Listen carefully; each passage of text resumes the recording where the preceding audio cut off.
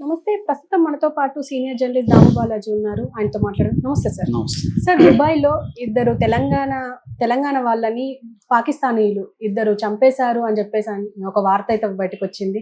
అంటే అక్కడ చంపడమే కాకుండా మతపరమైన స్లోగన్స్ ఇచ్చారు అని అంటున్నారు. అంటే అది గల్ఫ్ కంట్రీ కాబట్టి గల్ఫ్ కంట్రీస్‌లో మతపరమైన సమస్యలు ఇంకా ఉంటాయంటారా? అసలు దీన్ని అంతటిని ఎలా అర్థం చేసుకోవచ్చు అంటారు? దుబాయ్‌లో ఒక దారుణమైన సంఘటన చోటు చేసుకుంది. మోడర్న్ బేకరీ అనే ఒక బేకరీ ఉంది. ఆ బేకరీలో ఇటు తెలంగాణ వాళ్ళు ఎక్కువ పనిచేస్తున్నారు. తెలంగాణ నుంచి వెళ్ళిన హిందువులు, భారతీయులు పనిచేస్తున్నారు. అట్లాగే పాకిస్తానీ నుంచి వచ్చిన వాళ్ళు కూడా అక్కడ పనిచేస్తున్నారు. అది ప్రధానంగా వాళ్ళు ఎక్కువగా తినే బ్రెడ్ కుబూస్ అంటారు దాన్ని. ఆ కుబూస్ అనే బ్రెడ్ తయారు చేస్తారు అక్కడ ఎక్కువగా ఆ బేకరీలో. అంటే అది చైన్ బేకరీస్ అనమాట. అంటే వాళ్ళది ఇక్కడ ఫ్యాక్టరీ ఉంటుంది, అక్కడక్కడ బేకరీ అవుట్లెట్స్ ఉంటాయి. ఫ్యాక్టరీలో కూడా పనిచేస్తారు. ఇది ప్రధానంగా కుబూస్ అనే ఒక బ్రెడ్ని తయారు చేస్తుంది. ఇక్కడ మొన్న యాక్చువల్గా జరిగి కూడా 10 రోజుల పైన అయిపోయింది. ఇలా ఈ మంత్ 11న జరిగింది ఇది. కానీ లేటుగా బయటకు వచ్చింది. ఎందుకంటే దుబాయ్ అధికారులు దీన్ని బయట పెట్టలేదు, లేటుగా బయటకు వచ్చింది. దానికి కారణాలు ఏంటి అవన్నీ నేను తర్వాత చెప్తాను. ఇండియన్ ఎంబసీ కానీ వీళ్ళు కూడా దీని పట్ల ఇమ్మీడియట్గా స్పందించలేదు. మన దేశంలో ఉండే బీజేపీ కానీ మీడియా కూడా దీన్ని చేయలేదు. మెల్లమెల్లగా ఇది వైరల్ అయింది. ఇప్పుడు ఇది పైగా తెలంగాణ కాబట్టి ఇక్కడ తెలుగు మీడియా కూడా దీని మీద ఫోకస్ చేయడం మొదలుపెట్టింది. ఆల్రెడీ బండి సంజయ్ కావచ్చు, కిషన్ రెడ్డి వీళ్ళంతా కూడా ఎంటర్ అయ్యారు. ఏం జరిగింది అసలు, ఎందుకు జరిగింది, నేపథ్యం ఏంటి, పాకిస్తానీలకి ఇండియన్స్కి మధ్య గల్ఫ్ కంట్రీస్లో గొడవలు ఏమైనా ఉన్నాయా? గల్ఫ్ కంట్రీస్ అన్నీ కూడా ముస్లిం డామినేటెడ్గా ఉంటారు కాబట్టి సో అక్కడ హిందువులకి రక్షణ ఏ స్థాయిలో ఉంది, ఈ విషయాల గురించి మనం మాట్లాడుకుందాం. సో అసలు ముందుగా ఏం జరిగిందంటే ఇక్కడ ఆ వ్యక్తి పేరు, చంపిన వ్యక్తి పేరు ఇప్పటి వరకు బయట రాలేదు. పాకిస్తానీ అతను మాత్రం, పాకిస్తాన్ అంటే జనరల్గా ముస్లిం ఉంటారు కాబట్టి పాకిస్తానీ ముస్లిం అని మనం అనుకోవచ్చు. సో పాకిస్తానీ ముస్లింకి ఇక్కడ తెలంగాణ వాళ్ళకి మధ్య గత కొంతకాలంగా గొడవలు జరిగాయి. అది ప్రధానంగా ఏంటంటే రంజాన్ సందర్భంగా ఇఫ్తార్ విందు ఇస్తున్నప్పుడు వీళ్ళు హోలీ జరుపుకుంటుంటే అప్పుడేవో గొడవలు వచ్చాయని, అంటే వీళ్ళు కూడా హోలీ టైంలో వీళ్ళు హిందూ మతపరమైన స్లోగన్స్ ఇవ్వడంతో వాళ్ళు అబ్జెక్ట్ చేశారని, మేము ఇక్కడ ఇఫ్తార్ జరుపుకుంటుంటే మీరు ఎలాగ వచ్చి మా దగ్గర స్లోగన్స్ ఇస్తారని వాళ్ళు అన్నారని, ఇలాగా కొంత గొడవలు అప్పుడే స్టార్ట్ అయినాయని. దాని తర్వాత మొన్న జరిగింది ఇమ్మీడియట్గా ఈ హత్య దారి తీయడానికి ఏంటంటే వక్ఫ్ బిల్లు మీద ఒక డిస్కషన్ జరిగిందని, హిందువులకి ముస్లింలకి అక్కడ ఉన్న వాళ్ళు, పాకిస్తానీలకి ఇండియన్స్కి వక్ఫ్ బిల్లు మీద ఒక గొడవ జరిగింది. ఆ గొడవలో అతను ఆవేశంతో కత్తి తీసుకొని ఒక అతన్ని తల నరికేశాడు. ఇంకొక అతన్ని గుండెల్లో పదే పొడిస్తే చనిపోయాడు. ఇంకొక అతను కూడా ఇద్దరు సీరియస్గా గాయపడ్డారు. బట్ వాళ్ళ ప్రాణం అయితే పోలేదు. సో ఇద్దరు తెలంగాణ వాళ్ళు చనిపోయారు. సో అతన్ని అయితే అరెస్ట్ చేశారు, జైల్లో పెట్టారు ఆ పాకిస్తాన్ అతన్ని. ఈ బేకరీ యాజమాన్యం కూడా ఈ విషయాలను ఎక్కడ బయటికి చెప్పొద్దని మిగతా వర్కర్స్ని కూడా సీరియస్గా కంట్రోల్ చేశారు. వాళ్ళు కూడా ఉద్యోగం పోతుందని భయపడి చేయలేదు. అయితే వీళ్ళ బంధువులు, ఈ చనిపోయిన వాళ్ళ బంధువులు మాత్రం దీన్ని అక్కడున్న బంధువులు కావచ్చు, ఫ్రెండ్స్ కావచ్చు, వాళ్ళు వీళ్ళకి ఇంటిమేట్ చేశారు. ఇలాగా ఇది బయటికి వచ్చింది. దాని తర్వాత మన ఎంబసీ కూడా ఇప్పుడు అక్కడ ఎంబసీని కాంటాక్ట్ చేస్తున్నారు. దీనికి సంబంధించి న్యాయం జరగాలనేది డిమాండ్ చేస్తున్నారు. సో వీళ్ళు ఎవరు అంటే అష్టపు ప్రేమ్ సాగర్, ఈయనకి 35 ఏళ్ళు, వీళ్ళది నిర్మల్ జిల్లా. ఈ అష్టపు ప్రేమ్ సాగర్కి 12 ఏళ్లకు ముందు పెళ్ళయింది ప్రమీల అనే ఆమెతో. వీళ్ళకి 2 ఆడపిల్లలు, విఘ్న అండ్ సహస్ర పుట్టి నాకు ఈయన చూడలేదు యాక్చువల్గా. ఇతను ఏంటంటే 2006లో దుబాయ్ వెళ్ళాడు, అక్కడ నుంచి పనిచేస్తున్నాడు. అయితే 2 ఏళ్లకు ముందు ఒకసారి వచ్చి ఇక్కడ కొంతకాలం ఉన్నాడు. ఉన్నప్పుడు ఆమె ప్రెగ్నెంట్ అయింది, భార్య. ప్రెగ్నెంట్ ఉన్న స్టేజ్లోనే బిడ్డ పుట్టక ముందే వెళ్ళిపోయాడు ఆయన. సో దాదాపు 2 ఏళ్ళు అయింది బిడ్డను చూసి. ఇప్పుడు చూద్దాము, బయలుదేరదాము అని, త్వరలో వస్తాను నేను ఇంటికని మొన్ననే ఫోన్ చేశాడు ముందు రోజు భార్యకి. భార్య ప్రమీలకి హెల్త్ ఇష్యూస్ కూడా ఉన్నాయి. సో ఆమెకు కూడా ధైర్యం చెప్పాడు, నేను వస్తున్నాను, కొద్ది రోజులు ఉంటాను, నేను అన్ని సాల్వ్ చేసి వెళ్తాను, ఆ పాపను కూడా చూడాలని ఉంది, నాకు వీడియోల్లో చూడడం తప్ప ప్రత్యక్షంగా చూసి ఎత్తుకోవాలని ఉంది, ఇవన్నీ ఆయన చెప్పాడని చెప్తున్నారు. అలాగే తను చంపక ముందు కూడా ఇతను వేడుకున్నాడని, నాకు 2 ఆడపిల్లలు ఉన్నారు, ఒక ఆడపిల్ల ముఖం కూడా నేను చూడలేదు, దయచేసి నన్ను చంపొద్దు అని వేడుకున్నాడు, అయినా అతను వినలేదనేది కూడా ఒక వార్త వస్తుంది. రెండవ వ్యక్తి శ్రీనివాస్. ఇతను నిజామాబాద్ దగ్గర జగిత్యాల జిల్లా అవుతుంది, ధర్మపురి మండలం దమ్మన్నపేట. ఈ శ్రీనివాస్ది స్వర్గం శ్రీనివాస్ ఇతని పేరు. ఇతనికి భార్య జమున, చందు, సూర్య అని 2 పిల్లలు, తల్లి రాజవ్వ వీళ్ళు ఉన్నారు. భార్య ఈ మధ్యనే విడిపోయింది కూడా, పిల్లల్ని కూడా తీసుకెళ్ళిపోయింది. సో ఇతను తల్లిని చూసుకుంటూ పిల్లలకు కూడా హెల్ప్ చేస్తూ దుబాయ్లో ఉన్నాడు. ఇతన్ని కూడా చంపేశారు అన్నమాట. వీళ్ళు కాకుండా ఈ శ్రీనివాసలో బావమరిది డేగం సాగర్ అని అక్కడే ఉన్నాడు. అతనికి సీరియస్ గాయాలని అతను హాస్పిటల్లో ఉన్నాడు. ఇప్పుడు అతనే మనకి మీడియాలో ఈ విషయాలన్నీ చెప్పాడు, ఎలా జరిగింది ఏంటి అని. అంటే ఆర్గ్యుమెంట్లు జరిగాయి, అతను రెచ్చిపోయి మేము వేడుకున్నాము, మాకు పిల్లలు ఉన్నారు, మేము దూరంగా వచ్చి ఉంటున్నాము, ఏదో ఆర్గ్యుమెంట్లో ఒక మాట అటు ఇటుగా మాట్లాడుండొచ్చు, దానికి చంపేస్తారా అని మేము అడుక్కుంటే కూడా వినలేదు. అతను కత్తి తీసుకొని ఒక ఉన్మాదంతో పొడిచేసి స్లోగన్స్ ఇచ్చాడు అనేది అతను చెప్తున్నాడు. అయితే ఇక్కడ చాలామందికి వచ్చే డౌట్ ఏంటంటే, గల్ఫ్ కంట్రీస్లో గల్ఫ్ కంట్రీస్ అంటేనే ముస్లిం డామినేటెడ్ కంట్రీస్ కదా, మరి అక్కడ హిందువుల పరిస్థితి ఏంటి అని. నిజానికి గల్ఫ్ కంట్రీస్లో మత కలహాలు అనేవి ఆల్మోస్ట్ అరుదు.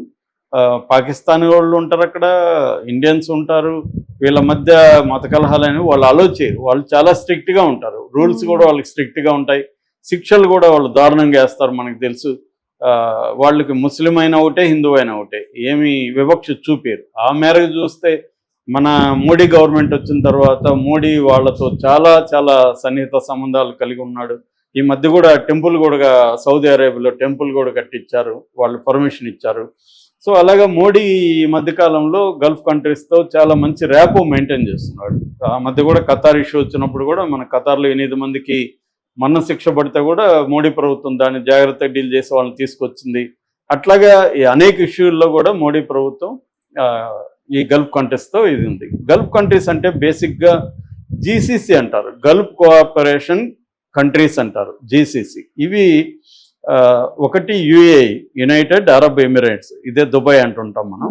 రెండోది Saudi Arabia, Kuwait, Qatar, Oman, Bahrain. ఈ కంట్రీస్లో ఇండియన్స్ 90 లక్షల మంది ఉంటారు మొత్తంగా ఈ దేశంలో. అంటే వాళ్ళ టోటల్ వర్క్ ఫోర్స్లో 31.5% ఇండియన్ వర్క్ ఫోర్స్ ఉంటుంది. ఎక్కువగా మనది semi skilled and skilled labour ఎక్కువగా ఉంటారు. అన్స్కిల్డ్, సెమీ స్కిల్డ్, స్కిల్డ్, ఈ 3 రకాల వాళ్ళు ఉంటారు. పాకిస్తానీ వాళ్ళు ఇదే పాపులేషన్లో పాకిస్తానీ వాళ్ళు 50 లక్షల వరకు, 45 నుంచి 50 లక్షల వరకు పాకిస్తానీ పాపులేషన్ ఉంటుంది. వర్క్ ఫోర్స్లో 10.8% మాత్రమే పాకిస్తానీ వాళ్ళు ఉంటారు. ఎందుకంటే పాకిస్తాన్ జనాభా మన దేశంతో పోలిస్తే చాలా తక్కువ కాబట్టి వాళ్ళు తక్కువ ఉంటారు. కాకపోతే మన ఇండియన్ ఎకనామీ కంటే పాకిస్తాన్ ఎకనామీ అతి ఘోరంగా ఉంటుంది కాబట్టి వాళ్ళ దేశం నుంచి వలసలు అయితే ఎక్కువ ఉంటాయి. సో క్రైమ్ రేట్ ఎలా ఉంది వీళ్ళల్లో అని చూసుకున్నప్పుడు పాకిస్తానీ వాళ్ళల్లో క్రైమ్ రేట్ ఎక్కువే ఉంది. ఫర్ ఎగ్జాంపుల్ ఒక సింపుల్ లెక్క చెప్తాను నేను. ఈ యుఏ ఇప్పుడు జరిగిన దుబాయ్ జైళ్ళలో పాకిస్తాన్ వాళ్ళు ఎంతమంది ఉన్నారు, ఇండియన్స్ ఎంతమంది ఉన్నారు అని చూస్తే పాకిస్తానీ వాళ్ళు 5,292 మంది ఒక యుఏఈ జైళ్ళల్లో ఉన్నారు. ఇండియన్స్ 1966 మంది ఉన్నారు.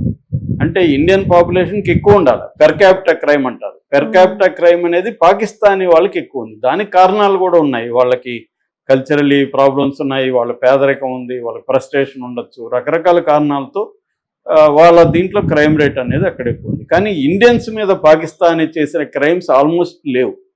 ఇదేదో ఒక రేర్ సంఘటన. దాన్ని మనం జనరలైజ్ చేసి పాకిస్తాన్ వాళ్ళు ఇండియన్స్ మీద అక్కడ దాడి చేసి వస్తున్నారని చెప్పడం కరెక్ట్ కాదు. ఇది మామూలు సంఘటన, ఎవరో ఒక ఇండివిజువల్కి సంబంధించిన సంఘటన తప్ప అక్కడ దీని తర్వాత కూడా పాకిస్తాన్ వాళ్ళంతా ఇండియన్స్ మీద దాడి చేసేయడము, ఇండియన్స్ వెళ్ళి వాళ్ళు గొడవలు పడడం అనేది లేదు. ఎందుకంటే దుబాయ్లో చాలా సీరియస్గా స్ట్రిక్ట్ లాస్ ఉంటాయి. వాళ్ళ పాస్పోర్ట్లు కూడా అక్కడ దాని ఏమంటారు, కఫాలా సిస్టమ్ అంటారు. కఫాలా సిస్టమ్ అంటే ఇక్కడ నుంచి ఒక జాబ్ చేయడానికి వెళ్తే పాస్పోర్ట్ వాళ్ళ ఓనర్ దగ్గరికి వెళ్ళిపోతుంది. వాళ్ళ ఓనర్ దగ్గరే అన్నీ ఉంటాయి హక్కులు. ఓనర్ ఇస్తేనే దాన్ని కఫాలా సిస్టమ్ అంటారు. అందువల్ల కూడా మన కార్మికులు అక్కడ ఇబ్బందులు ఎందుకు పడుతుంటారంటే వీళ్ళు రావాలన్నా రాలేరు, పాస్పోర్ట్ ఓనర్స్ దగ్గర ఉంటుంది, వాళ్ళు పర్మిషన్ ఇవ్వకుండా రాలేరు అన్నమాట. కాబట్టి మన వాళ్ళు కూడా జైళ్ళల్లో మొత్తం ఈ అరబ్ కంట్రీస్ అంటే మిడిల్ ఈస్ట్లో మొత్తం మన వాళ్ళు 4795 మంది జైళ్ళల్లో ఉన్నట్టుగా మన మినిస్ట్రీ ఆఫ్ ఎక్స్టర్నల్ అఫైర్స్ లెక్క ప్రకారం 4795 మంది మన వాళ్ళు జైల్లో ఉన్నారు. కానీ పాకిస్తాన్ వాళ్ళు ఎక్కువగా ఉన్నారు. వాళ్ళు 68 మంది డెత్ రోలో ఉన్నారు పాకిస్తాన్ వాళ్ళు. ఇక్కడ ఒక్క యుఏఈలో నేను ఇందాక చెప్పిన 5292లో 68 మంది మరణ శిక్ష విధించబడిన పాకిస్తానీలు ఉన్నారు. ఓవరాల్గా ప్రపంచంలో మన జైళ్ళల్లో ఉన్న వాళ్ళు, మన దేశం నుంచి బయట విదేశాల్లో జైళ్ళల్లో ఉన్న వాళ్ళు 8441 మంది ఉంటే ఈ మిడిల్ ఈస్ట్లో 4700 మంది ఉన్నారు. అంటే మిడిల్ ఈస్ట్ జైళ్ళలోనే మన వాళ్ళు కూడా జైళ్ళల్లో ఎక్కువగా ఉన్నారు. కాకపోతే జనరల్గా వీళ్ళ మధ్య క్రైమ్ అనేది తక్కువే ఉంది. ఎందుకంటే ఇద్దరు కూడా బాధితులే ఆ వ్యవస్థలో. కార్మికులకి అక్కడ అనేక రకాల బాధలు ఉంటాయి, లేబర్ లాస్ సరిగా ఉండవు, లేబర్ ప్రాక్టీసెస్ ఘోరం ఉంటాయి. ఆ మధ్య కూడా మేకబొతుకని తెలుగులో కూడా నవల వచ్చింది, ట్రాన్స్లేషన్ వచ్చింది, మలయాళీస్ రాశారు, అది సినిమాగా కూడా వచ్చింది. సో తెలుగులో కూడా మన సునీల్ కుమార్ రెడ్డి అనే డైరెక్టరు గల్ఫ్ అనే సినిమా తీశాడు ఆ మధ్య. ఆయన 9 దేశాలకు తిరిగి గల్ఫ్లో ఉండే మన కార్మికుల బాధల్ని సినిమాగా తీశాడు. ఆయన డాక్యుమెంటరీ ఫిల్మ్ కూడా మొన్ననే మన రేవంత్ రెడ్డి సమక్షంలో రిలీజ్ అయింది. ఇలాగా గల్ఫ్లో ఉండే పాకిస్తానీ కావచ్చు, బంగ్లాదేశ్ కావచ్చు, ఫిలిప్పైన్స్ వీళ్ళు ఎక్కువ ఉంటారు. వీళ్ళందరూ కూడా ఇబ్బందులు ఎదుర్కొంటున్నారు రకరకాలుగా. అయినా కూడా అక్కడి నుంచి మనకి డబ్బులు కూడా ఎక్కువే వస్తుంది.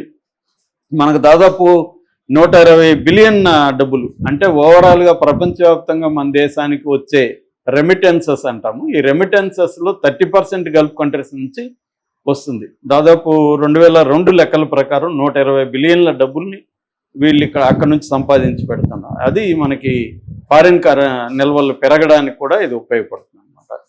సో కాబట్టి ఏంటంటే ఇది పాకిస్తానీ ఇండియా గొడవగా మనం చూడొద్దు, అట్లాగే ముస్లిం హిందూ గొడవగా కూడా చూడాల్సిన అవసరం లేదు.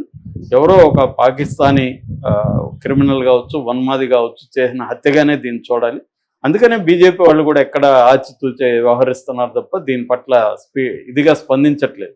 ఇక్కడ బండి కానీ లేకపోతే ఇక్కడ లోకల్గా బీజేపీ నాయకులు కూడా దీన్ని హిందూ ముస్లిం గొడవగా వాళ్ళు మాట్లాడట్లేదు, ఇండియన్ పాకిస్తానీ గొడవగా కూడా మాట్లాడట్లేదు. ఒక దుబాయ్లో జరిగిన ఒక దురదృష్టకరమైన సంఘటన, దీని మీద సీరియస్గా తీసుకొని శిక్షలు వేయాలనేది. శిక్షలు ఎలాగో ఖచ్చితంగా వేస్తారు, అక్కడ దారుణంగా ఉంటాయి.